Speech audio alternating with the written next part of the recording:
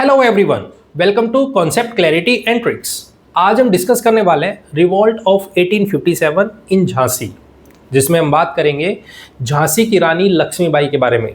उन्होंने किस तरीके से रिवॉल्ट किया और किस तरीके से इस रिवॉल्ट का सप्रेशन होता है, उसको हम कंप्लीटली और डिटेल में डिस्कशन करने वाले हैं। तो ध्यान से देखना है, ध्यान से समझना है, बहुत इंपॉर्टेंट वीडियो है। चलिए शुरू करते हैं। झांसी की रानी लक्ष्मीबाई, देखो इनको समझना है तो उससे पहले हमें 2-3 लोकेशन हमें पता होनी चाहिए, ठीक है। उनका आपस में एक दूसरे के साथ में बहुत गहरा इंटरलिंक हमें देखने को मिलेगा, ठीक है। क्या है, पहले एक एक करके उनको समझते हैं और फिर उनका लिंकेज समझेंगे। देखो सबसे पहले हम देखते हैं कानपुर। इनके बारे में हम ऑलरेडी डिस्कशन कर चुके हैं। कानपुर में हमें कौन देखने को मिलता है? कानपुर में हमें पेशवा देखने को मिलते हैं, जिनको भेजा गया था कि आप जाइए, जो मराठा साम्राज्य हुआ करता था जहाँ पे हमें सतारा वाले रीजन में पेशवा देखने को मिलते थे, उनको यहाँ से उठा के भेज दिया था कानपुर। और वो कौन है? वो है बाजीराव टू, ठीक है। इनको यहाँ पे भेज दिया है कानपुर वाले रीजन में।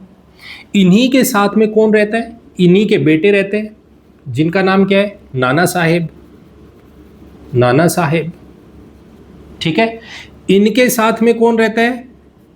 तात्या तोपे। ये सब साथ में रह रहे हैं, ठीक है। कहां पे रह रहे हैं? कानपुर वाले रीजन में, ठीक है। अब ये फाइटर है, ठीक है, ये आप जानते हो, डिस्कशन भी कर चुके हम। दूसरी तरफ हम सेकंड रीजन लेते हैं, दैट इज नोन है झांसी से पहले हम वाराणसी को समझते हैं। वाराणसी, ठीक है। वाराणसी क्या है? ये वो रीजन है जहां पे मोरोपंत तांबे करके एक बंदे हुए जो यहां पे रहते हैं, ठीक है, जिनके घर में एक कन्या का जन्म होता है in 1828, that is known as Manikarnika, जिसको हम मन्नू के नाम से जानते हैं, या हम आगे चल के इन्हीं को ही हम रानी लक्ष्मीबाई के नाम से जानेंगे, झांसी की रानी लक्ष्मीबाई, ठीक है। मोरोपंत क्या है? ये एक्चुअल में, क्योंकि बाजीराव टू जो कि पेशवा है, इनको लोग दूर दूर तक जानते हैं, क्योंकि मराठा साम्राज्य में जो पेशवा होता था वो चौथ वसूल करते थे, तो उनको सभी लोग जानते थे। ब्रिटिशर्स ने इनको भेजा था एज ए कि आप वहां पे नॉर्मल लाइफ जिए, ये यहाँ पे नॉर्मल ही है, लेकिन क्योंकि पेशवा तो पेशवा है भाई, एम्परर है एक तरीके से, तो मोरोपंत इनके यहां पे सर्विस करते हैं, ठीक है। इनके यहां पे आते हैं, सर्विस करते हैं, काम करते हैं इनके यहां पे, तो इनका आना जाना कानपुर में लगा रहता है, इनके साथ में मुलाकात होती रहती है। तो डेफिनेट है कभी कभी इनके साथ में इनकी बेटी, that is known as Manu, ये भी आती होंगी इनके साथ में। तो जब ये आती है तो इनकी मुलाकात होती है बाजीराव टू से भी, इनकी मुलाकात होती है नाना साहेब से भी, इनकी मुलाकात होती है तात्या तोपे से भी। तो ये धीरे धीरे, क्योंकि इनके रिलेशन बेटर होते जा रहे हैं, ये अपनी छोटी बहन की तरह से इसको समझना शुरू कर देते हैं। और क्योंकि ये भी लगातार क्या देख रही है कि भाई ये किस तरीके से लड़ाई लड़ने की कुछ टैक्टिक्स है, उनको ये सीख रहे हैं, इनसे सीख रही है, तात्या तोपे से भी, क्योंकि ये फाइटर है, इनसे भी ये सीख रही है कि कैसे ये तलवारबाजी कर रही है, किस तरीके से ये बचने के तरीके देख रही है, घुड़सवारी किस तरीके से कर रही है। तो ये सारी चीजें सीखने लग रही है कौन? मन्नू, ठीक है, जो अभी छोटी एज में है, लेकिन इनको यहां से बहुत सारी चीजें सीखने को मिलती है। पॉइंट क्लियर है? ये इनको छोटी बहन की तरह मानते हैं और इनको छोटी छोटी टैक्टिक्स इनको सिखाई जाती है, ठीक है। तीसरा रीजन है, that is known as Jhansi, ठीक है। जब ये 14 ईयर्स की हो जाती है, 1828 टू 1842, तो इनकी यहां पे एक राजा है, that is known as Gangadhar Rao. इनके साथ इनकी शादी हो जाती है, मन्नू की शादी गंगाधर राव से हो जाती है 1842 में, ठीक है। 1853 में इनकी डेथ हो गई, गंगाधर राव की डेथ हो जाती है और इनका एक्चुअल में कोई भी सन नहीं है, इनका कोई बच्चा नहीं है। तो ये एक बच्चे को अडॉप्ट करती है, that is known as Damodar Rao, Damodar Rao. ठीक है, पॉइंट समझ आ गया। तीनों लिंक समझिएगा, ये वाराणसी से बिलोंग करती है लेकिन ये झांसी में जाती है क्वीन। ठीक है, यहां पे जाके इनको एक अडॉप्टेड सन है, that is known as Damodar Rao. ये कौन सा पीरियड है? 1853 वाला। ये वो पीरियड है जब हमें गवर्नर जनरल ऑफ इंडिया देखने को मिलता है डलहौजी। और डलहौजी ने क्या बोला? Doctrine of lapse. उसमें क्या बोला? जिसकी एक्चुअल संतान नहीं है उससे हम जो एम्पायर है उसको छीन लेंगे और हमारा कंट्रोल वहां पे लेके आएंगे। इसका मतलब हमें यहां पे देखने को मिलता है कि इनके सामने जो मनु है या झांसी की रानी जिसको हम बोल रहे हैं, उनके सामने चैलेंज है कि आपका जो बेटा है दामोदर राव, अब ये एक्चुअल एम्परर नहीं होगा। ठीक है, आपका जो एम्पायर है, जो झांसी है, इसको हम अपने कंट्रोल में ले लेंगे, हम टेक ओवर करेंगे इसको। अब ये बात झांसी की रानी बिल्कुल एक्सेप्ट नहीं करेंगी। क्यों? भाई ये हमारा है, ये मेरे बेटे का है, हम आपको कैसे दे दे? नहीं देंगे। और ऊपर से अगर नॉर्मल भी, अगर यदि देखा जाए नॉर्मल लेडी हो तो भी 1% के लिए माना जाए कि चलो ठीक है एक्सेप्ट कर लेते, लेकिन क्योंकि इनको टैक्टिक्स आती है, इनके अंदर वो खून है जिसको ये देख के ये मैं इनके अगेंस्ट खड़ी हो सकती हूँ, मैं इनको मार सकती हूँ, हटा सकती हूँ, तो मैं क्यों एक्सेप्ट करूँ? ठीक है, तो इन्होंने रिवोल्ट करने की कोशिश की और ये शुरुआत करती है कि मुझे आगे आना चाहिए और मैं मेरे बेटे को एम्पायर दिलवाऊंगी, जो पावर मेरे बच्चे की है वो उसी को मिलनी चाहिए। ठीक है, तो यहां से हमें शुरुआत देखने को मिलती है 1857 रिवोल्ट में। ये एज ए लीडर निकल के आती है कि हम यहां से रिवोल्ट करना शुरू करेंगे, क्योंकि इनको सपोर्ट है किसका? तात्या तोपे का, नाना साहिब का। ठीक है, तो हम यहीं पे देखेंगे कि किस तरीके से ये आगे चल के इनके साथ में मिलेंगे और इनकी हेल्प करेंगे। पॉइंट क्लियर हो गया? पॉइंट क्लियर हो गया? क्या रीजन बने जिसकी वजह से हमें यहाँ पे रिवोल्ट देखने को मिलता है? अंडरस्टैंड? अब क्या होगा? अब समझिएगा जरा।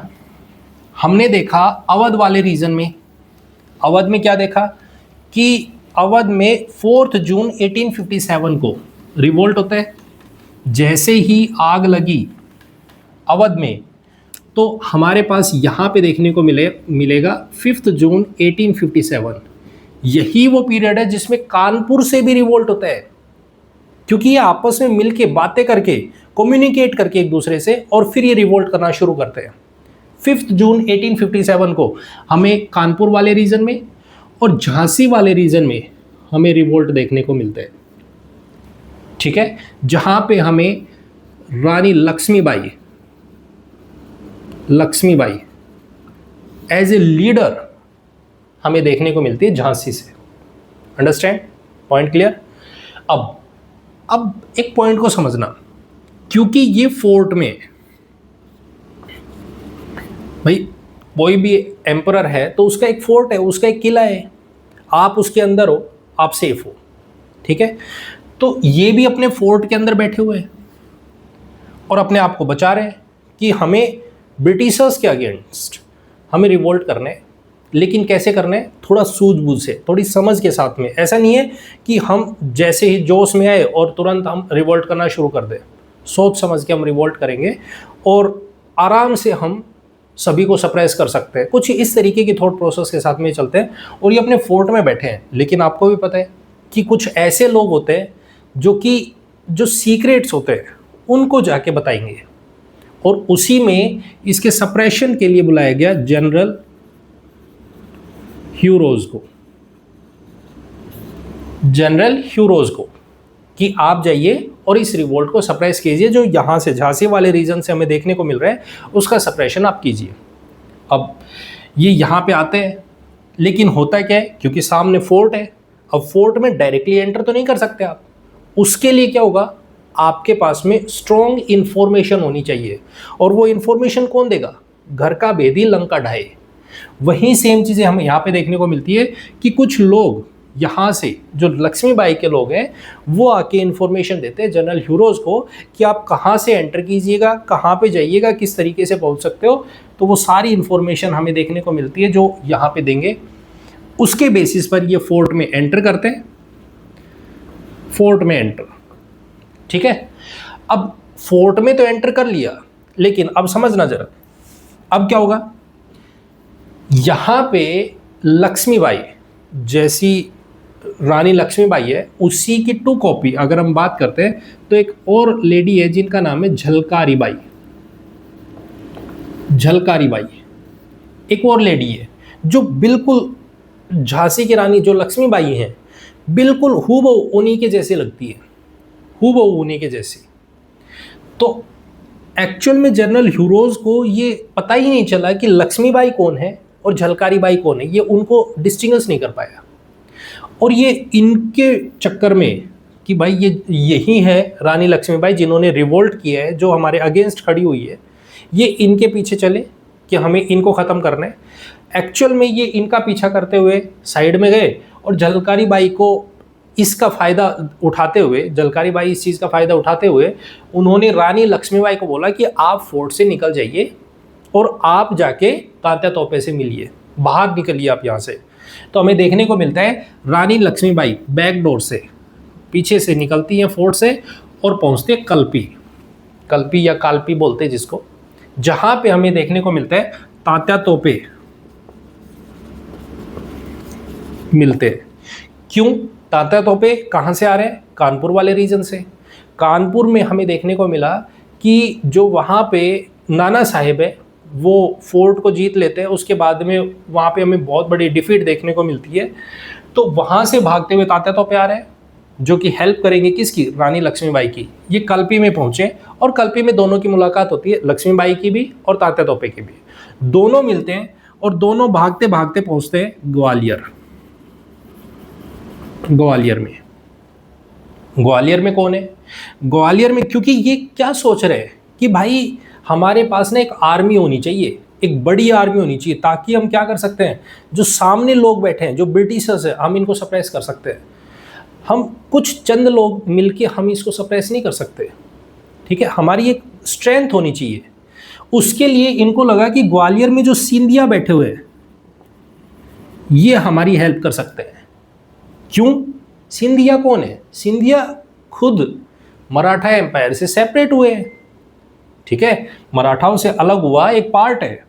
तो इनको ये लगा कि जैसे हमारे पास में मराठाज है, बाजीराव टू हैं, उसी तरीके से सिंधिया हमारी हेल्प करेंगे इस रिवोल्ट में, ठीक है। लेकिन होता क्या है, सिंधिया एक्चुअल में ये खास है किसके? ईस्ट इंडिया कंपनी के, ब्रिटिशर्स के।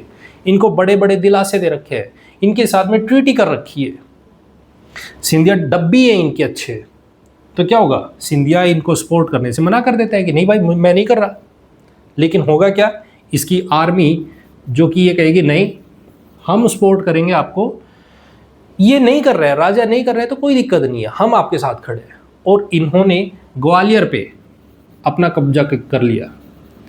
ग्वालियर में जो ब्रिटिशर्स है उनको मारा, उनको भगाया और अपना कंट्रोल यहाँ पे देखने को मिलता है सिंधिया को हटा के, और अपना कंट्रोल वहाँ पे इस्टेब्लिश करती है झांसी की रानी Lakshmibai with the help of Tatya Tope. फिर क्या होगा, क्योंकि पीछे से जनरल ह्यूरोज ये तो भागे हुए आ रहा है, ये पीछा कर रहे हैं झांसी की रानी लक्ष्मीबाई का, लक्ष्मीबाई के पीछे पीछे भागते हुए आ रहे हैं। और ये ग्वालियर में पहुंचा, वहाँ पे इनका कंट्रोल हो चुका है। अब ये और आगे निकलती हैं, तो और आगे निकलती है कोटा की सराय। कोटा की सराय ये यहाँ पर पहुँचते हैं, ठीक है। पीछे से कौन आ रहा है? पीछे से आ रहा है हमारे पास में जनरल ह्यूरोज। ये कोटा की सराय में पहुँचते हैं। हमें लास्ट फाइट जो देखने को मिलती है वो लक्ष्मीबाई और जनरल ह्यूरोज के बीच में वो यहाँ पर देखने को मिलती है। और 17th जिसको हम बात करें 17 जून 1858 को हमें यहाँ पे लास्ट स्ट्रगल देखने को मिलता है between Lakshmibai and general Hugh Rose, ठीक है। अब ऐसा कुछ बुक्स में लिखा हुआ है कि जहाँ पे वीर गति को प्राप्त होती है उसमें कि इन्होंने देखा कि अब हमारे साथ में जो जो भी है, अब मेरे पास लास्ट टाइम है, इसके बाद कुछ नहीं बचेगा। तो ये एक काम करती है कि पास में एक टेम्पल देखती है और उस टेम्पल में जाके ये पंडित होता है उसको बोलती है कि एक काम करो, मेरी जो बॉडी है ये ब्रिटिशर्स को नहीं मिलनी चाहिए, आप इस शव को जला देना और मुझे ख़त्म कर दीजिए। ठीक है, कुछ इस तरीके की बातें हमें देखने को मिलती है। तो लास्ट में जब ब्रिटिशर्स यहाँ पे आते हैं भागते भागते, तो उनको जली हुई सिर्फ राख मिलती है, कुछ बोन पार्ट्स मिलते हैं जो यहाँ पे हमें देखने को मिलते हैं, एंड सोन इस तरीके की कुछ हमें कहानियाँ देखने को मिलती है। ठीक है, तो बहुत ही यहाँ पे ब्रिटिशर्स खुद इनकी तारीफ करते हैं कि अभी तक जितना भी स्ट्रगल हुआ, जितना भी रिवोल्ट होता है, उनमें जो सबसे ब्रेवरी तरीके से जो भी लड़ा है वो झांसी की रानी लक्ष्मीबाई लड़ी है। ठीक है, तो यहाँ पे अब कुछ लोग हैं जैसे तात्या तोपे हैं, ये क्या करते हैं, ये अंडरग्राउंड हो जाते हैं, क्योंकि पीछे कानपुर वाले रीजन में ये लड़ाई कर रहे थे, वहाँ पे बाजीराव टू के जो बेटे हैं नाना साहिब, उनकी डेथ हो जाती है। तो अब ये कानपुर भी नहीं जा सकते, वहाँ से भागते भागते ये इनके पास आए थे। अब यहाँ से भागते भागते अब ये वापस से अपने आप को निकालने की कोशिश करते हैं कि भाई अब और आगे देखना चाहिए, क्योंकि मुझे रिवोल्ट को और आगे बढ़ाना है। तो ये भागते भागते नेपाल की तरफ जाते हैं। बाद में कुछ लोग हैं जैसे हमें सिंधिया देखने को मिलेंगे जो कि ब्रिटिशर्स की हेल्प कर रहे थे, और मानसिंह है मारवाड़ रीजन से, जो कि इनकी इन्फॉर्मेशन देते हैं ब्रिटिशर्स को कि तात्या तोपे आपको वहाँ पे मिलेंगे, आप वहाँ जाइए। तो 1859 के आसपास हमें देखने को मिलता है कि ब्रिटिशर्स इनको पकड़ के लाते हैं और इनको फांसी देते हैं। ठीक है, तात्या तोपे की डेथ हो जाती है। वहीं इनके जो बेटे हैं दैट इज़ दामोदर राव, क्योंकि सारी लड़ाई तो यहाँ से थी, दामोदर राव को एम्परर बनाने। दामोदर राव को क्या किया गया, ये भी कुछ टाइम के लिए स्ट्रगल करते हैं, लेकिन स्ट्रगल क्या, ये छोटे बच्चे हैं।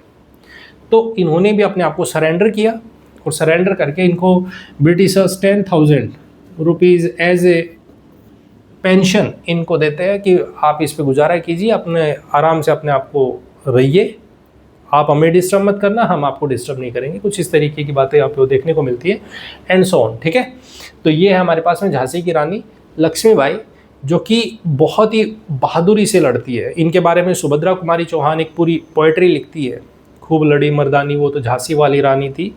इस तरीके की आपको कहानी देखने को मिलती है। तो ये है हमारे पास में झांसी की रानी लक्ष्मीबाई। ठीक है, पॉइंट क्लियर। तो आई होप आपको वीडियो अच्छी लगी तो इसे लाइक कमेंट एंड शेयर जरूर करें। चैनल को सब्सक्राइब नहीं किया है तो प्लीज़ चैनल को सब्सक्राइब जरूर करें। मिलते हैं नेक्स्ट वीडियो में। Thank you very much and have a nice day. Bye bye, take care.